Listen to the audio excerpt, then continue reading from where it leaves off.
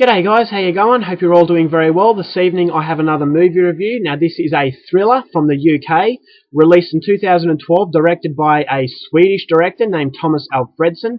If you're aware of the Swedish language vampire film Let the Right One In, you'll know who that guy is. This is a completely different film to Let the Right One In, and this is called Tinker Tailor Soldier Spy. And the story to this one is as follows. When a disgraced spy surfaces with information concerning a double agent at the top of the British Secret Service, George Smiley, an ex-MI6 agent, is drawn back into the murky field of espionage. Tasked with investigating which of his trusted former colleagues has chosen to betray him and their country, Smiley narrows his search down to 4 suspects, all experienced, skilled and successful agents.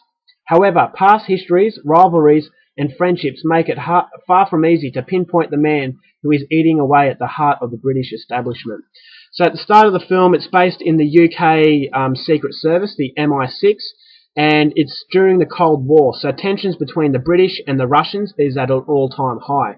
Now, a disgraced former British Secret Service agent has come to John Hurt, who is the head of the MI6, and he has told him that there is a mole high up in the British establishment that is leaking information to the Russian intelligence. So John Hurt recalls the services of George Smiley, who is a retired MI6 agent, played by Gary Oldman, and he is tasked with the job of investigating where this leak is coming from.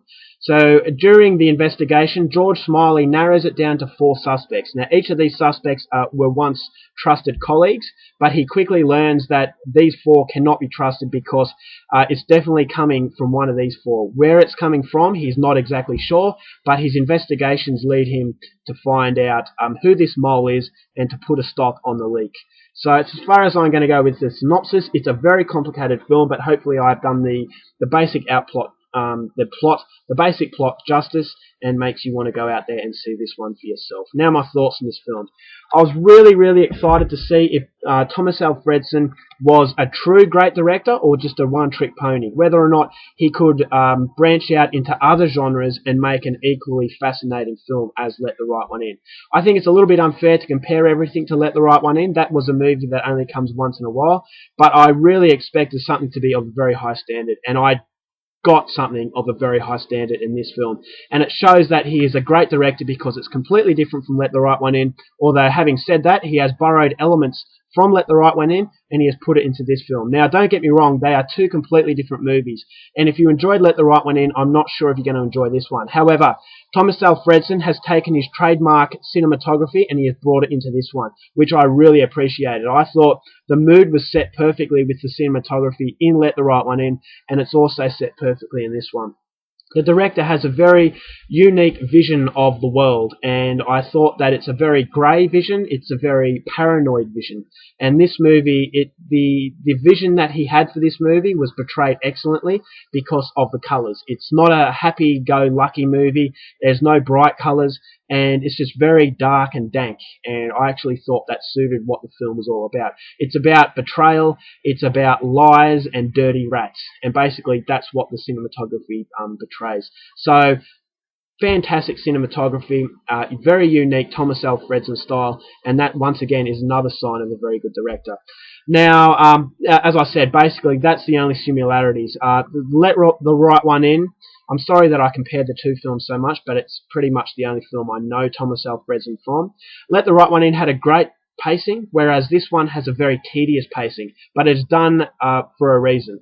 I thought that the build-up to the film goes for about an hour, the build-up. It gives you the character depth, it gives you the situation that George Smiley is facing while investigating, and then the second hour is really the resolution. It ties up all the loose ends, and I actually thought it ties up the loose ends very well. Now, the acting in the film is second to none. With a cast like this, you'd expect no different. Gary Oldman, Colin Firth, Tom Hardy, John Hurt, Toby Jones, Mark Strong, Benedict Cumberbatch, Kieran Hines. Now, never mind being the best in Britain, that is some of the best acting in the world, and that acting really shined in this film, which is no surprise. Gary Oldman, absolutely fantastic actor, one of my favourite actors. He played a very down-low, very subtle role, but a role that was very interesting nonetheless. You kind of felt that this guy had secrets, although he was the one doing the investigating. And that's the beauty of the whole film. Everybody is a suspect. You don't trust anybody. And it feels like everybody has their dirty secrets in the closet. And that it's only right until the end where you actually know who this mole is. So the acting, absolutely fantastic. The script was absolutely fantastic. It required something that was very good. And the ending was very rewarding. I actually thought that it's a very exhausting film to watch because it's a very hard film to follow, which is my biggest criticism of the film. I'm not going to give this a perfect score because I felt that Thomas Alfredson kind of got a little bit too ambitious. He kind of bit off a little bit more than he could chew, and it gets a little bit confusing here and there, which I thought was a little bit unnecessary. But having said that, a negative comes with a positive, and the positive is that it's going to require a replay at the very least, maybe even 2 or 3 viewings to actually get the actual film.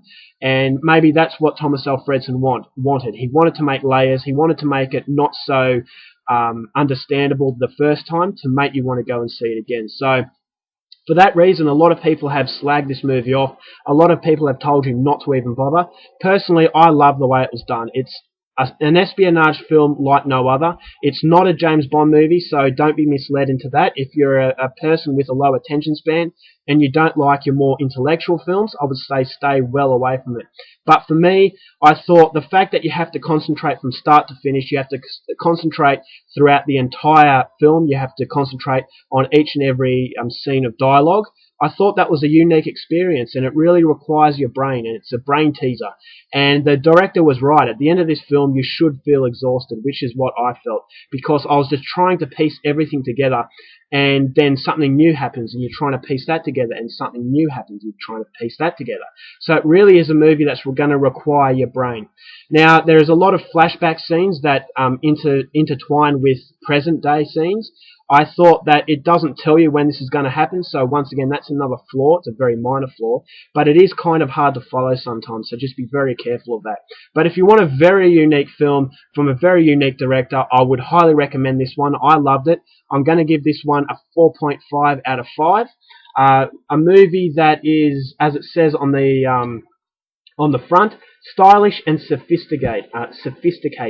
Exactly right. It is a very stylish film, very sophisticated. So if you don't like your slow-burning movies that go at a very snail-like pace, I would say stay away. But if you want to test your brain out and you want to have a film that doesn't spell everything out for you, then I'm highly recommending this one. This was a very memorable film, and I loved it.